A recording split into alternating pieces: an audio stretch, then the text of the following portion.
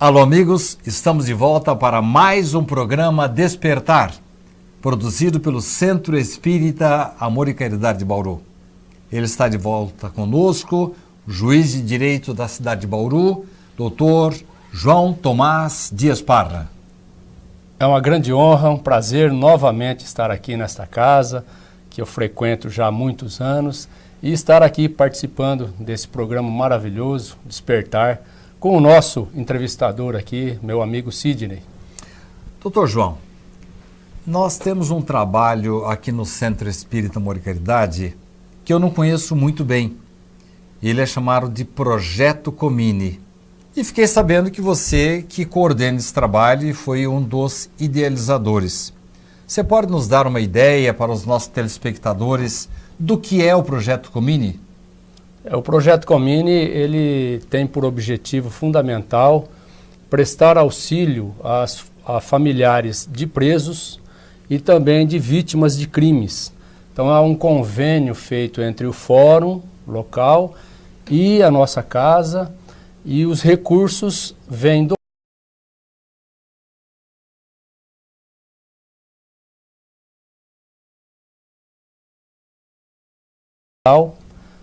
consistente em entregas de cesta básica e leite, além de outros materiais aí para essas famílias mais carentes de presidiários, de ex-presidiários ou então de vítimas de crimes. Basicamente é assim que funciona o projeto. Eu entendo, João, que a sociedade talvez em algum momento não encare esse tipo de ajuda assim com bons olhos, porque nós temos uma ideia assim muito negativa do preso, do sentenciado, daquele que cometeu um crime. A primeira pergunta, normalmente o preso tem família numerosa, João? Normalmente sim. O que nós temos visto durante todos esses anos de trabalho é isso aí, que o preso normalmente tem muitos filhos. E normalmente ele vive em situação de carência, vive abaixo da linha de pobreza, como nós costumamos falar. E a ideia de se prestar auxílio aos familiares de presos, ela decorre do fato de que, ao contrário do que se fala muito, do que se propala, a família não tem ajuda do governo, não tem ajuda governamental para sobreviver. Mas há um auxílio, acho que é auxílio prisão? Auxílio reclusão. Auxílio reclusão? Isso. Não existe isso? Existe o auxílio reclusão, que é um auxílio pago pelo INSS, mas esse auxílio só é pago, só tem direito a ele o preso que tinha registro em carteira. Isto é, o preso que trabalhava regularmente, tinha carteira assinada, que tem o auxílio reclusão. Esse aí normalmente talvez nem deveria estar lá. E aquele que já estava nascendo do crime não tem essa ajuda? Não tem. Então, a partir do momento em que ele é preso, normalmente ele é o sustento da família, ele é a única fonte de renda da família. Então, a partir do momento da sua prisão, a mulher e os filhos já vão viver à míngua. Isso é a mais absoluta realidade. Bom, João, eu não entendo muito bem do assunto, mas eu imagino que a filosofia dessa assistência que vocês prestam é de que quem tem que pagar a pena é o criminoso, o sentenciado. E a família nada tem a ver com isso. Ela não merece sofrer. É isso, João? Exatamente. É princípio constitucional entre nós que a pena não pode passar da pessoa do delinquente, da pessoa do criminoso. Porque até seria uma injustiça alguém pagar por um crime que não cometeu, né? Ainda que seja um parente, um pai, um filho, mas a pena não pode passar da pessoa do delinquente. E quando você coloca a família em situação de carência por falta daquele que a sustentava, então você já está fazendo com que a pena atinja inocentes.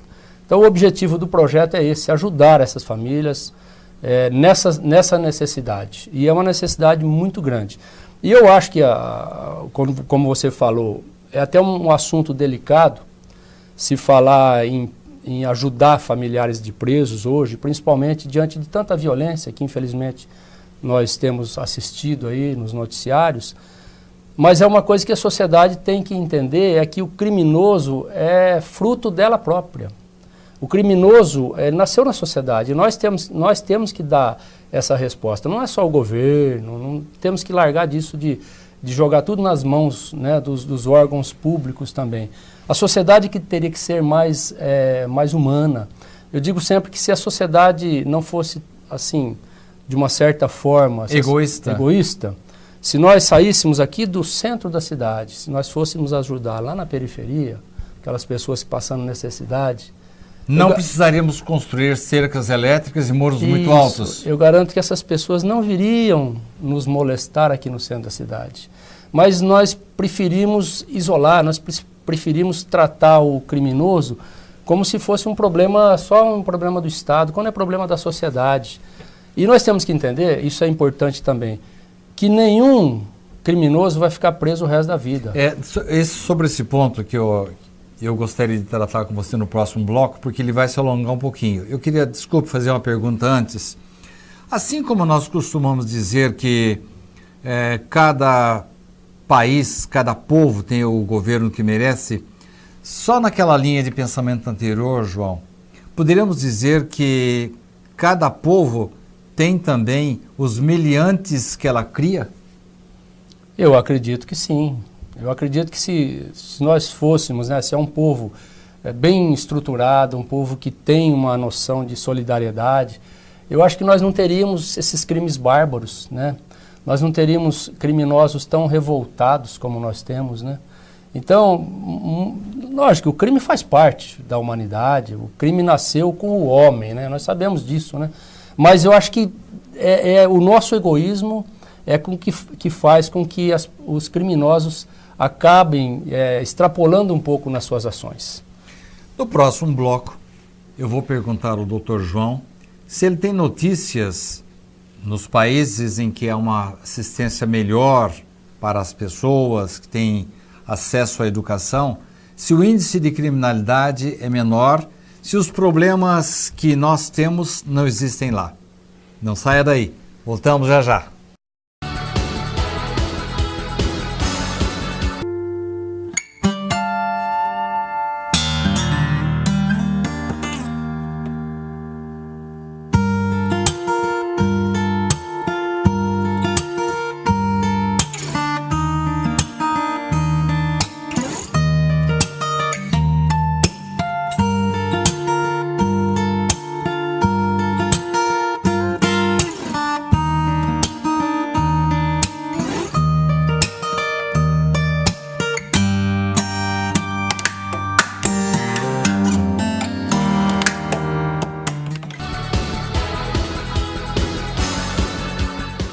No bloco anterior do programa Despertar de hoje, nessa conversa maravilhosa que estamos tendo com o Dr. Parra, eu perguntei a ele se no Brasil a falta de cuidados maiores com a educação, com a saúde, nós de uma certa forma estamos alimentando o surgimento de criminosos que às vezes vão para o tráfico, vão para a periferia,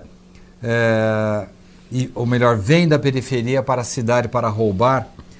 Doutor João, eu tenho notícias de que em países mais abastados não há nenhum descuido com a saúde, a boa assistência. Será que se nós tivéssemos uma política semelhante, a situação não seria diferente no Brasil, João?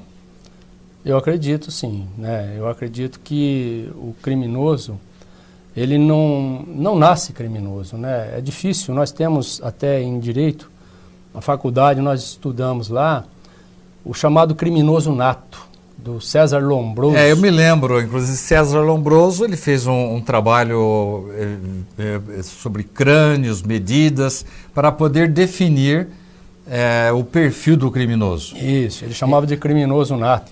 Eu tenho a impressão que isso caiu por terra depois que ele conheceu a doutrina espírita, né? Também acho, né? Então, assim, nós sabemos que por trás de todo crime existe sempre uma motivação, e essa motivação eu acho que, em primeiro lugar, é o desemprego, é a carência social, a falta de todo tipo de assistência, né, que as pessoas têm na periferia, é uma carência total, né, e também há os compromissos kármicos, né, que nós na doutrina não podemos ignorar também, né?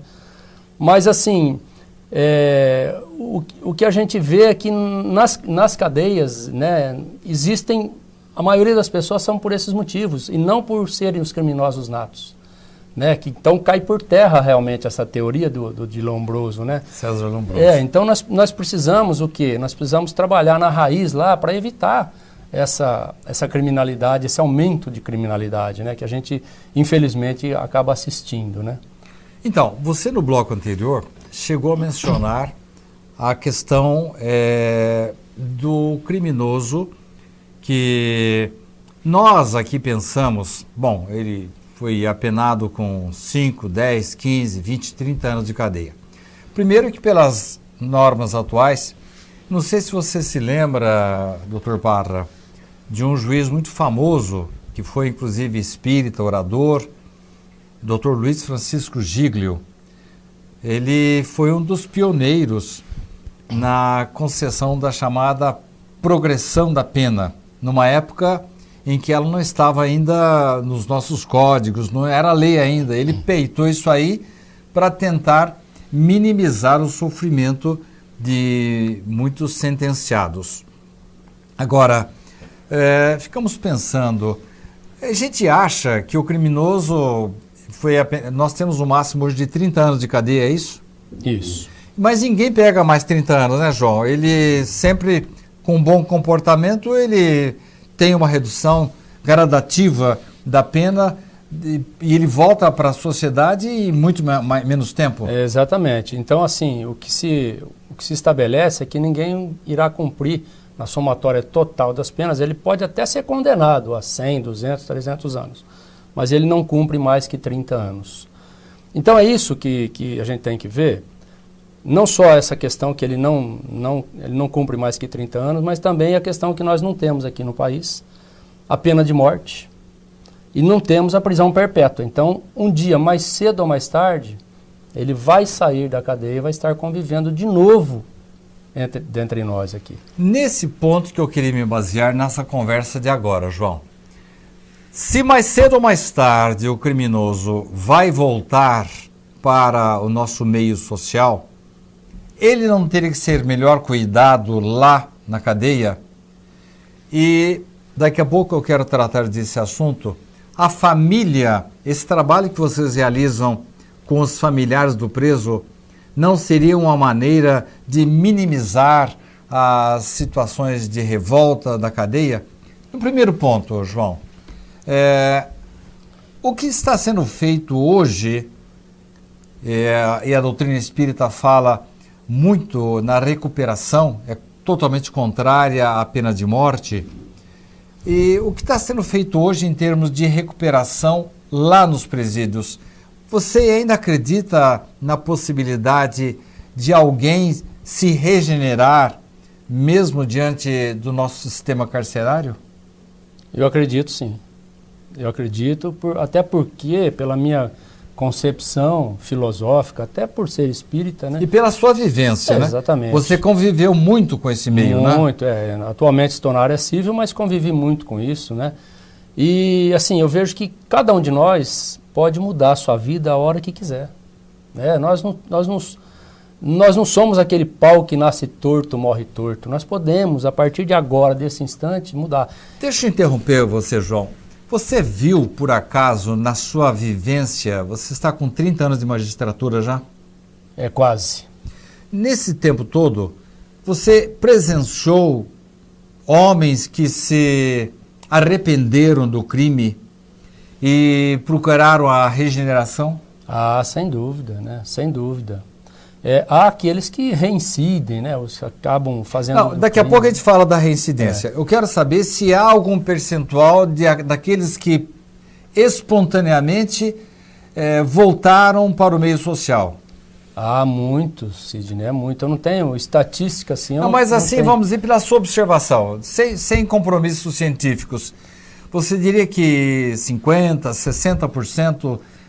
Você chegou a presenciar, assim, um grande número de presos que efetivamente voltaram para o meio social e se regeneraram? Mas muito, né? Muito. Você pega, eu não sei em termos quantitativos, Mas você pode fazer uma pesquisa no fórum, por exemplo, para ver quantos processos criminais existem lá, e você vai ver aquele sujeito que respondeu um processo, foi condenado, mas hoje ele está em liberdade. Então é muitos, né? Então nós não podemos simplesmente dizer só porque ele está preso que ele deve ser execrado, excluído da sociedade. Não, não é isso. Eu tenho assistido a um seriado americano em que mostra muito o preconceito do povo americano para absorver de volta o sentenciado. Existe isso no Brasil?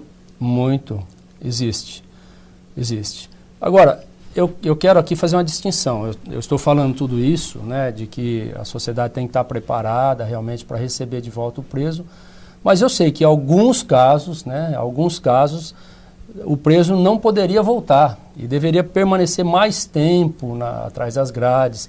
Há casos realmente em que o preso tem que ser segregado do convívio social, inclusive através das chamadas medidas de segurança, que na verdade não são pena. Então, esses casos eu concordo. E assim, não é porque nós temos um projeto que ajuda os familiares de presos, né, que nós não somos contra a criminalidade. Muito pelo contrário. Os juízes são severos, rigorosos. Punibilidade. Exatamente. Desestimular o crime. Exatamente. Cometer um crime vai responder.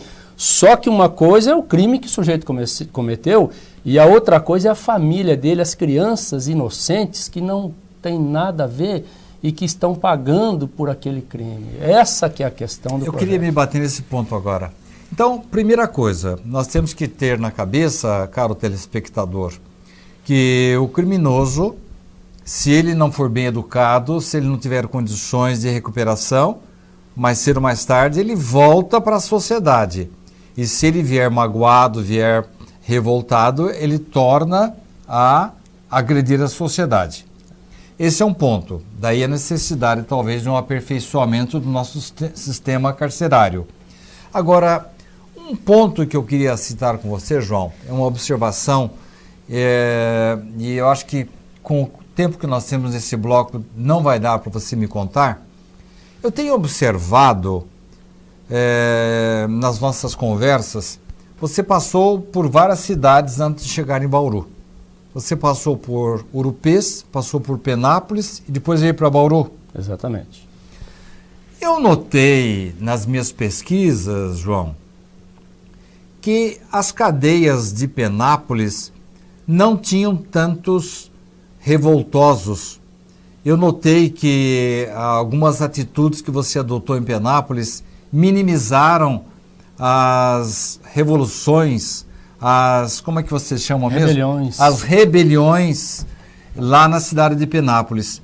Eu quero saber, João, que milagre que você fez em Penápolis, porque você começou o seu trabalho em Urupês, mas em Penápolis você fez um trabalho que diminuiu assim em muito as rebeliões. Eu quero falar com você sobre isso no próximo bloco. Não saia daí. Vamos saber o que o Dr. João fez em Penápolis para diminuir tanto as rebeliões lá naquela cidade. Não saia daí. O assunto é importante e interessa para todos nós. Voltamos já já.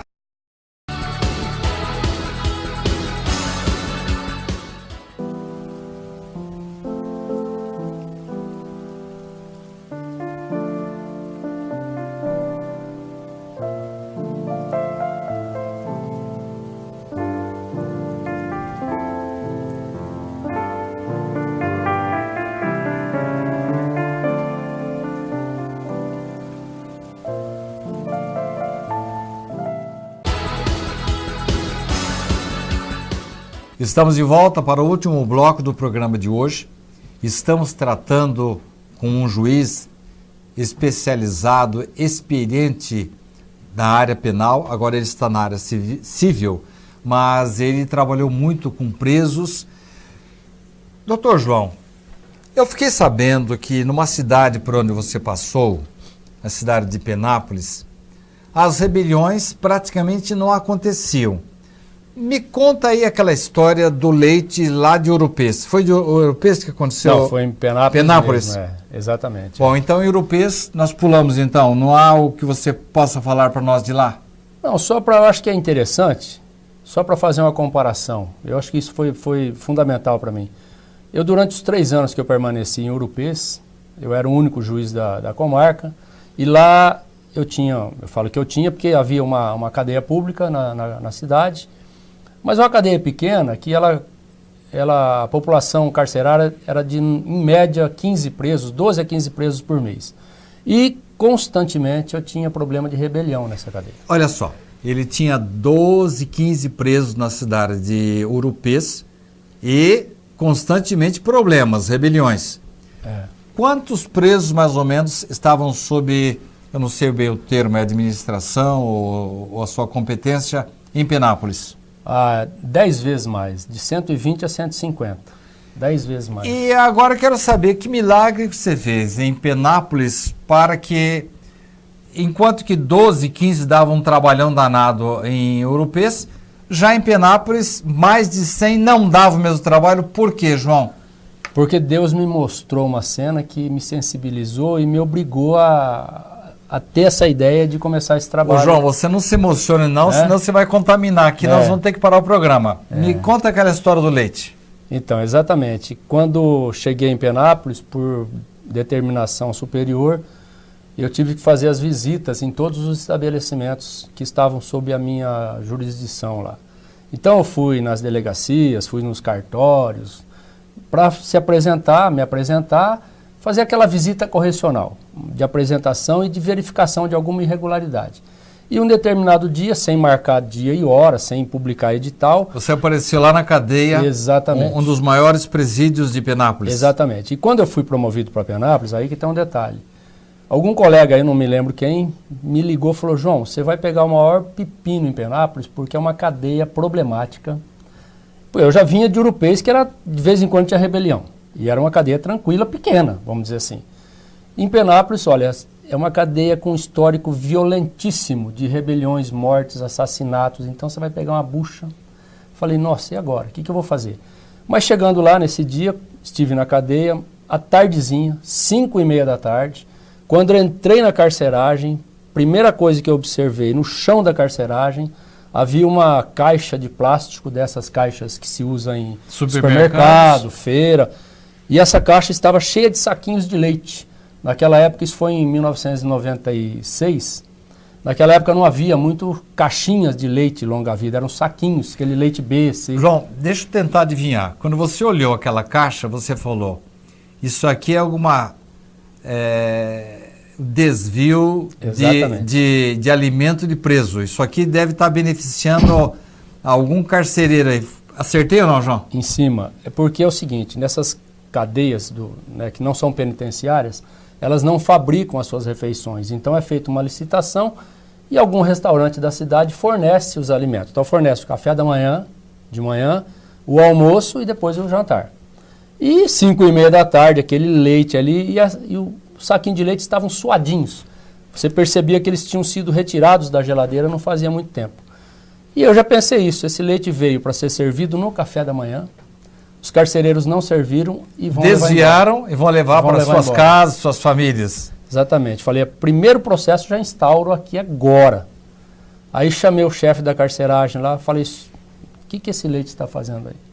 Não, doutor, isso não é nada, não. Isso aí alguns presos trocam a marmita da janta, meu Deus, por um saquinho de leite para mandar para casa.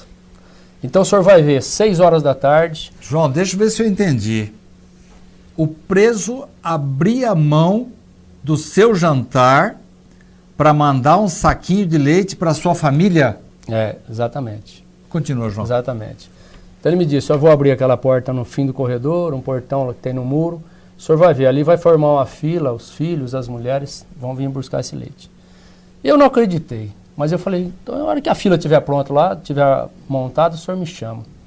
Entrei, fui conversar com os presos lá nas celas. 6 horas o carcereiro foi lá e me chamou, doutor, a fila está pronta lá. Aí eu saí, fui lá ver.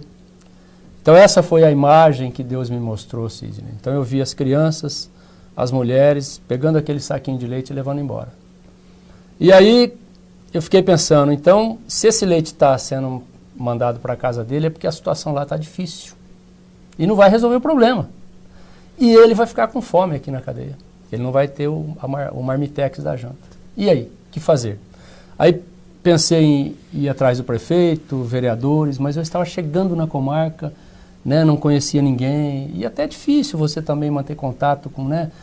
Então, eu comecei a imaginar alguma solução para isso, e foi aonde nós chegamos no projeto que nós temos aí hoje, que é de ajuda às famílias de presos. Quer né? dizer que lá em Penápolis você já implantou aquilo que futuramente ia se transformar no projeto Comine do Amor e Caridade? Exatamente.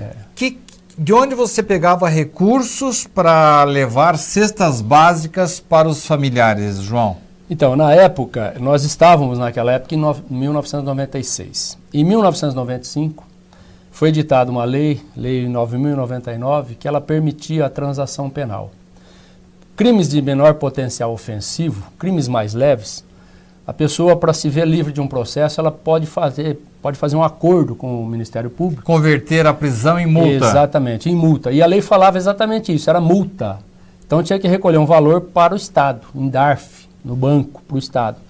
Mas eu tinha ouvido dizer que alguns juízes, contrariando a lei, mas para um fim benéfico, né, uma finalidade nobre, eles estavam, ao invés de pedir dinheiro e depositar em banco, pedia gêneros. Isso, pedia cesta básica para mandar para as entidades assistenciais. E você passou a fazer a mesma coisa?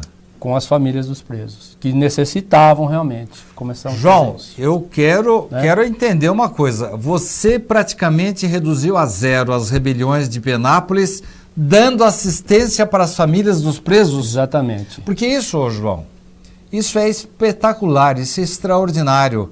Quem está nos vendo, nos ouvindo, está percebendo que a família é importante para o preso. Extremamente importante. Aliás, é o bem mais precioso para o preso. Você pode perguntar isso. Quer dizer, quando você se abalança, como está fazendo aqui em Bauru, de levar a cesta básica para a família do preso, ele, lá na cadeia, vai evitar as rebeliões para que a sua família não passe fome? Exatamente. Eu tive oportunidade em Penápolis, eu como corregedor da cadeia, eu tinha que fazer visitas mensais. Nunca tive um problema, nunca tive uma rebelião em Penápolis, como você falou, durante todo o tempo que eu tive lá. Você ficou quanto tempo lá? Fiquei mais de 2 anos. E a cadeia super em paz. Nunca me ligaram, doutor, o senhor tem que vir aqui porque a cadeia está empolvorosa. Nunca. E numa das visitas, um preso me chamou no cantinho da cela, longe dos demais presos. Sim. Olhou nos meus olhos e disse assim, doutor, eu queria agradecer a ajuda que o senhor está dando lá em casa. E chorou na minha frente. Então, Sidney, é emocionante. Você está ajudando alguém. Eu não estava fazendo média com preso nenhum. Eu estou ajudando os inocentes lá, que não tem nada a ver. Só que repercute no preso. Você percebe? O bem, você vê a força do bem, né? Você ajuda alguém aqui e isso reflete lá. Então, esse preso, eu garanto, quando ele sair da cadeia, que ele for solto, ele vai pensar, ele vai falar, eu estive preso e me ajudaram. Né? Eu estive preso, não pude dar sustento para a minha família, mas alguém deu. Cuidou. E quem deu? O fórum. Aqueles que estavam me punindo, justamente, porque eu errei, eles estavam me punindo, mas eles não eram vingativos.